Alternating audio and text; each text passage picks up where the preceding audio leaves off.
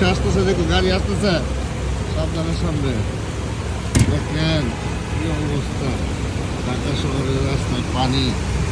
আল্লাহ, কি অবস্থা করতেছে। আরে সারা রে গাড়ি। মনে হচ্ছে আমি হাওড়ে আছি, অষ্টগ্রামে হাওড়ে আছি, কিশোরগঞ্জের অষ্টগ্রামে হাওড়ে আছি।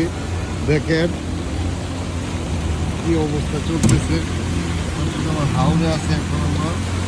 হ্যাঁ, দেশের যে হাল, রাস্তার যে অবস্থা, পানির যে পরিবেশের ব্যবস্থা ভালো নেই।